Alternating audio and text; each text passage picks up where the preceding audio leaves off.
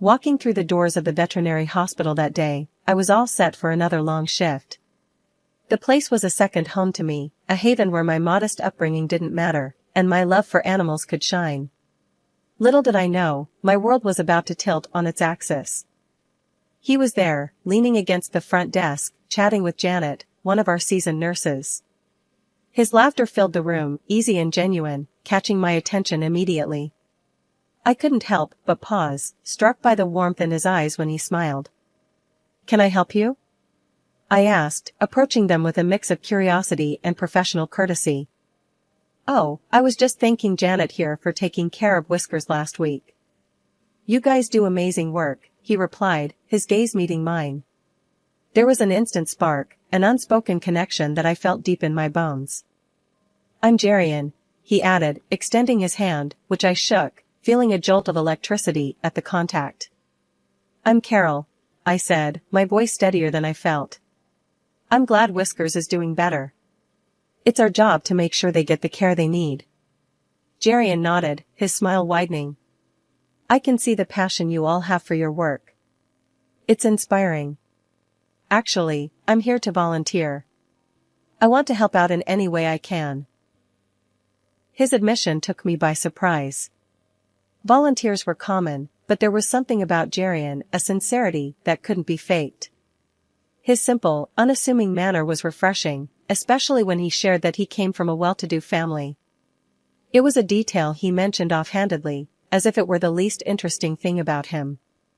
We spent the rest of the afternoon working side by side, Jerian throwing himself into the tasks with an eagerness that was both endearing and slightly amusing.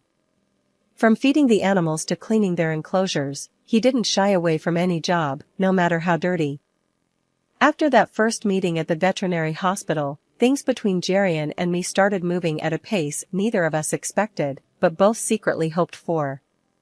Our initial connection over the animals quickly blossomed into something more, something real and tangible. Our first date was a simple affair. Jerian took me to a small, cozy cafe tucked away on a street I'd passed 1,000 times but never noticed. The place was a reflection of us, unpretentious and genuine. Over cups of coffee that turned cold because we were too engrossed in conversation, we discovered the myriad ways our lives intersected, from our mutual love for old movies to our uncanny ability to quote lines from obscure books. "We're quite the pair, aren't we?" Jerian joked, his eyes sparkling with amusement as he recited a line from one of my favorite novels, one I'd mentioned in passing.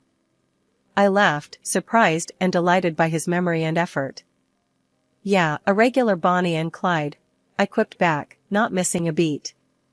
But instead of crime, we were united by our shared passions and the laughter that came so easily between us. Date after date, our connection deepened. We found joy in the simple things, a walk in the park, a visit to a local animal shelter, or just sitting together in silence, comfortable in each other's presence. It was during these moments that I saw the true Jerian, the man behind the wealth and the expectations that came with it. He was kind, compassionate, and genuinely interested in making a difference, qualities that resonated with my own values and aspirations. As those early dates turned into weeks, and weeks into months, I couldn't help but feel grateful for that chance encounter at the veterinary hospital. Meeting Jerian's parents was a milestone I approached with a mix of excitement and trepidation. Despite Jerian's reassurances, the butterflies in my stomach were more like a swarm of bees as we drove up to his family's estate. It was grand, far removed from the humble surroundings I was accustomed to, and it served as a stark reminder of our differing worlds. Jerian squeezed my hand as we walked up to the door, his smile comforting yet unable to completely ease my nerves. "They're going to love you," he whispered, just as the door swung open to reveal his parents. His father, Mr. Eldridge, was the first to greet us, his demeanor warm and welcoming. "Jerian, my boy. And you must be Carol. We've heard so much about you," he said, extending a hand that enveloped mine in a firm, friendly shake. "Thank you for having me, Mr. Eldridge." "It's a pleasure to meet you," I replied, my voice steadier than I felt. Then came Martha, Mrs. Eldridge, the woman who would soon become my infamous mother-in-law. Her appearance was impeccable, but her eyes scrutinized me in a way that made me feel like I was back in high school, desperately trying to fit in with the cool crowd. "So, Carol, Jerian tells us you work at a veterinary clinic. That must be interesting," she began, her tone implying that interesting was a euphemism for less than impressive. "Yes, Mrs. Eldridge. It's very fulfilling work. I've always loved animals," I answered, trying to keep my voice even despite the clear judgment in hers. "And your family?" Jerian mentioned they're from the countryside. "Do you visit often?" "I imagine it's quite different from the city life," she continued, each question laced with an underlying critique of my background. "My parents are wonderful people. We're very close, and yes, it's a different pace of life, but it's where I call home," I said, my pride in my roots firm, despite her not-so-subtle digs. Dinner was an exercise in maintaining composure. Mrs. Eldridge's comments ranged from backhanded compliments about my quaint upbringing to outright interrogations about whether I had ever traveled abroad or dined in fine restaurants. Each question felt like a test I hadn't studied for, her words designed to highlight our differences rather than find common ground. Jerian, bless him, tried to steer the conversation to safer waters, interjecting with stories of our time together that had everyone laughing, everyone except his mother, who seemed determined to find fault in anything related to me. It was when she asked, "Carol, dear, have you decided on a wedding dress yet? Or are you planning to make do with something homemade?" that I realized this wasn't just about getting to know me. It was about her asserting a perceived superiority, her way of reminding me that I didn't belong. I smiled, a genuine one born of the confidence Jerian's love gave me. "Mrs. Eldridge, I believe a wedding dress should reflect the love and commitment of the couple, not the price tag. Jerian and I are focused on what comes after the wedding, building a life together based on respect, love, and understanding." The silence that followed was palpable. Even Mrs. Eldridge seemed momentarily at a loss, her fork paused mid-air. Mr. Eldridge, however, nodded in approval, a twinkle in his eye as he looked at me. "Well said, Carol. Well said indeed." The ride home was quiet, but Jerian broke the silence with an apology that was heartfelt yet unnecessary. "I'm sorry about my mom. She can be difficult." I squeezed his hand, a silent acknowledgement of his support. "It's okay, Jerian. Your love is all the validation I need. Together, we'll get through anything." As the wedding preparations unfolded, Martha made it her mission to underline our differences at every turn. Her intrusion wasn't just unwelcome, it was downright aggressive. She had a comment for everything, from the color scheme of the hall to the floral arrangements, and even the style of our invitation cards. One evening, as Jerian and I were finalizing the guest list, Mrs. Eldridge dropped by unannounced, her eyes scanning our choices with evident disapproval. "You're not seriously considering this shade of green for the decor, are you? It's so provincial," she remarked, her nose wrinkled as if she'd smelled something foul. I tried to keep my cool, but her next comment about our guest list set me off. "And these friends of yours, they're hardly the sort one expects at a wedding of our stature. It might be best to leave them off the list, don't you think?" I felt a flash of anger, but managed to keep my voice steady. "Mrs. Eldridge, Jerian and I have decided on the guest list together. Everyone we care about will be there, regardless of their status." Her lips pursed into a thin line, clearly not used to being contradicted. The tension only escalated when she turned her attention to my wedding dress, which I'd chosen for its simplicity and elegance. "That dress," she sniffed. "It's charming if you're attending a country fair, perhaps. But for a wedding in our family? It's hardly appropriate." I bit back a retort, my hands clenched at my sides. Jerian, sensing the brewing storm, tried to intervene, but his mother was on a roll. "And where are you planning to honeymoon?" "A quaint little barn in the countryside?" she asked, her voice dripping with malice. That was the last straw. "Our honeymoon plans are our business," I shot back, the hurt clear in my voice. "Just like every other decision about this wedding. It's about what makes us happy, not about living up to some outdated standards." Mrs. Eldridge's eyes narrowed, but before she could retort, Jerian stepped in. Mom, that's enough.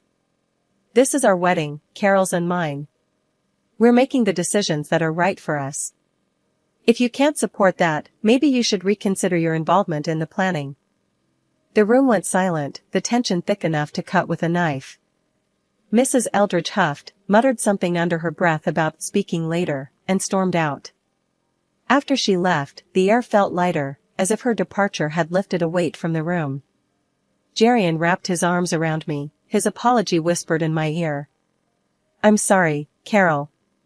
I don't know what's gotten into her. It's not your fault, I sighed, leaning into his embrace. But I'm glad you said something. This is our wedding, our day. It should be about us, not about pleasing everyone else. The wedding day, supposed to be the happiest of my life, started off just like I'd always dreamed. The church ceremony was beautiful, filled with love and promise. I stood there, in my simple yet elegant dress, feeling truly beautiful and cherished, hand in hand with Jerian, my soon-to-be husband. But amidst the joy, a nagging feeling tugged at me. Glancing over, I caught my mother-in-law's expectant look, her smirk barely hidden. It was clear she was plotting something, but I pushed the thought aside, hoping for the best. The ceremony concluded without a hitch, and as we headed to the reception, I tried to hold on to the happiness of the moment. However, as soon as we arrived, I saw her again, my mother-in-law, moving towards the microphone with a purpose. My heart sank. With all eyes on her, she began, her voice dripping with feigned sweetness. Ladies and gentlemen, I just wanted to take a moment to talk about our newest family member. Her gaze locked with mine, and I felt a chill. Coming from such humble beginnings, it's truly remarkable how resourceful Carol has been. From the village to here, embracing our family with open arms, like a true freeloader, and, dare I say, a beggar at our doorstep. The room fell silent, the guests exchanging uncomfortable glances. Even those from Jerian's side, the so-called high society, looked taken aback by her harsh words. I stood frozen, shock giving way to humiliation, tears blurring my vision as I heard a few gasps and murmurs ripple through the crowd. Beside me, I could see my parents, their faces flushed with shame, hurt by the cruel words aimed at their daughter. Before I could process everything, Jerian was by my side, his voice filled with anger and apology. I'm so sorry, Carol. I had no idea she'd stoop this low, he whispered, his arm wrapping around me in support. But before we could react further, an unexpected ally emerged. Jerian's grandmother, a respected matriarch of the family, stood up, her presence commanding attention. Enough, she boomed, her voice cutting through the tension. I cannot believe what I'm hearing. This woman, who speaks so ill of simplicity and humility, seems to forget her own roots. Did you all know? She herself was once nothing more than a servant in our household. And now, look how she turns her nose up at those very beginnings. The room erupted in whispers, the tables turned. My mother-in-law's face went from smug satisfaction to utter horror, her cheeks burning red as the grandmother continued to dismantle her facade of superiority. This girl, Carol, has shown more grace and dignity than you ever have, the grandmother said, her gaze softening as she looked at me. She is welcome in our family, not for her background, but for her heart. The reception that followed was a blur. My mother-in-law, now the subject of whispered conversations, left early, her exit barely noticed in the renewed celebration. Jerian was by my side throughout, his apologies unnecessary as his love and support spoke volumes. The room was still buzzing from the grandmother's unexpected defense of me. Guests whispered among themselves, casting sidelong glances at the now absent mother-in-law. Jerian squeezed my hand under the table, a silent promise of solidarity. Can you believe what just happened? Jerian asked, his voice a mix of astonishment and relief. I shook my head, still processing the whirlwind of emotions. No, Jerian, your grandmother, she was incredible. I didn't think anyone would stand up to your mother like that, let alone in such a public way. Jerian smiled, a look of pride crossing his face. Grandma has always been the matriarch of our family. She doesn't tolerate injustice or cruelty. I guess I forgot how formidable she can be. We were interrupted by the approach of the very woman of the hour, Jerian's grandmother. Her presence commanded respect, yet there was a warmth in her eyes as she looked at us. "Carol, dear, I hope you're feeling better after that unpleasantness," she said, her voice firm but kind. "Thank you, Mrs. Eldridge. Your words meant the world to me." "I was feeling pretty low, but you've turned the whole evening around," I replied, gratitude swelling in my heart. She waved a hand dismissively. "Nonsense, my dear. It was long overdue. That woman needed to be reminded of her place and to learn respect. You are a part of this family now, and we protect our own." Jerian's father joined us, a sheepish look on his face. "Carol, I'm sorry for my wife's behavior. I hope you can forgive us for any hurt she's caused." I nodded, understanding the difficult position he was in. "Thank you, Mr. Eldridge. Today has been a whirlwind, but your family's support has made all the difference." As the evening continued, the atmosphere in the room lightened. Guests came up to us, offering their congratulations and, in some cases, apologies for the earlier drama. It was clear that the tide had turned, not just in terms of the evening's events, but in how I was viewed by Jerian's family and their social circle. Later, as Jerian and I took to the dance floor, I couldn't help but feel a sense of victory, not over his mother, but over the situation. We had faced adversity head-on and come out stronger on the other side. "Jerian," I said, as we swayed to the music, "today has been a lot. But I've never been more sure about us. Your family's support, especially your grandmother's, has shown me that we can handle anything together." The atmosphere at Jerian's family home was charged as we gathered for the meeting his grandmother had called. After the wedding's tumultuous events, I was anxious about facing everyone again, especially Jerian's mother. However, Jerian squeezed my hand reassuringly as we took our seats in the large living room, filled with generations of Eldridges and a palpable tension. Jerian's grandmother, the undeniable matriarch, stood at the head of the room, her presence commanding attention. "Thank you all for coming," she began, her voice steady and authoritative. "We're here to address a matter that concerns the dignity and unity of our family." Jerian's mother sat rigid, her eyes darting around the room, perhaps seeking an ally or preparing for a counterattack. Jerian, ever the peacemaker, spoke up first. "Grandma, I know things got out of hand at the wedding. I want to apologize on behalf of—" His grandmother raised a hand, silencing him. "Jerian, my boy, this isn't about placing blame on anyone. It's about setting things right." She then turned her gaze to me. "Carol, you've shown nothing but grace and patience in the face of less than welcoming behavior. For that, you have my respect." I nodded, touched by her words. "Thank you, Mrs. Eldridge. I just want what's best for Jerian and to be a part of this family." The room was silent, all eyes on us, when suddenly Jerian's mother stood, her chair scraping loudly against the floor. "I've listened enough. This girl," she gestured wildly towards me, "has turned everyone against me. And you," she pointed accusingly at her mother-in-law, "you humiliate me in front of the whole family." Jerian's grandmother remained unfazed. "I stated the truth. You forgot where you came from, and you tried to belittle Carol for her origins. That's not the Eldridge way." Jerian's father finally spoke, his voice firm. "Enough, Martha. Your behavior has been unacceptable. It's time you reflect on your actions and their impact on our family's reputation." The room went quiet again as the weight of his words settled in. Jerian's mother sank back into her chair, her defiance fading. The grandmother continued, "We are a family. And families support and lift each other up, not tear each other down. Carol, you are welcome here, always." As the family meeting began to wind down, with the air still heavy from the discussions and revelations, Jerian's grandmother, the respected matriarch, had one more issue to address. She cleared her throat, signaling that she wasn't quite finished, drawing the room's attention once again.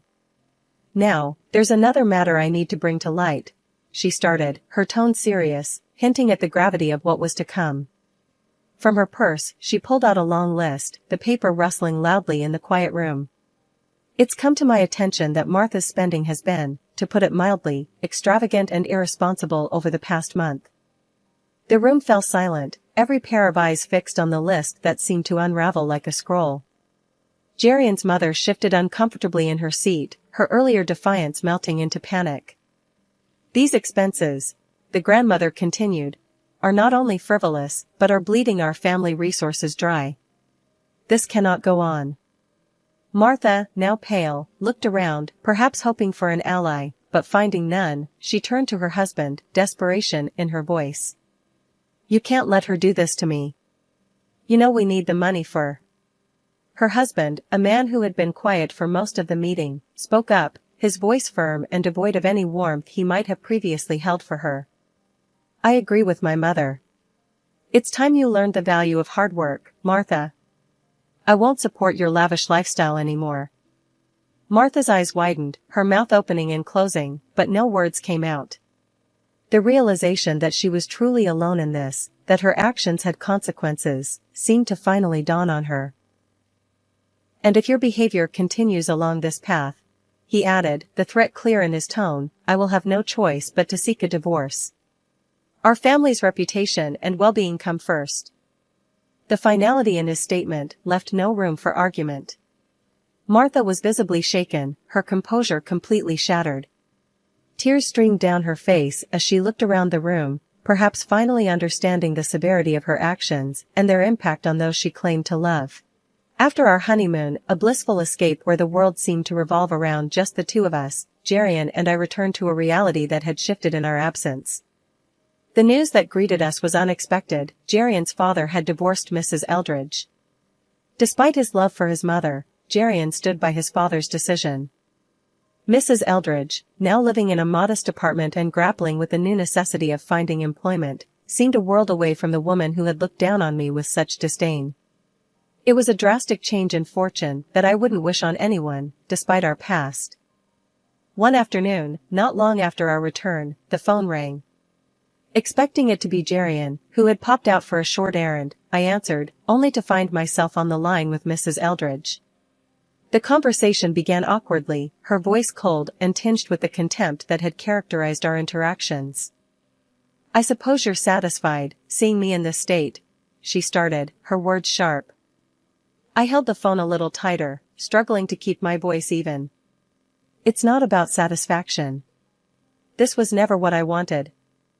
As the call progressed, there was a noticeable shift in her tone. The arrogance and disdain gradually gave way to desperation. Listen, I need you to talk to them. To your father-in-law, to the grandmother. Maybe they'll listen to you. Tell them I'm sorry. That I'll change. Her plea took me by surprise. The woman who had once held herself so high was now begging for intercession. It was a moment that revealed the fragility beneath her previously unassailable facade. I took a deep breath before responding, my decision clear. I'm sorry, but that's not my place. This is something you need to address directly with them. They need to hear this from you, not me. Ending the call, I sat for a moment, the weight of the conversation pressing down on me. When Jerian returned, I relayed the exchange, uncertain how he would react. He listened quietly, his expression thoughtful. After a pause, he spoke, his voice firm. You did the right thing. As much as I love my mom, she needs to understand the consequences of her actions. It's the only way she might truly change. His support was a balm, reaffirming the solidarity between us. This journey, with all its twists and turns, had brought us closer, cementing our bond through the challenges we faced together. As we moved forward, building our life together, the lessons of the past remained with us. A reminder of the resilience of love, the importance of forgiveness, and the strength found in standing united, even in the face of difficult family dynamics.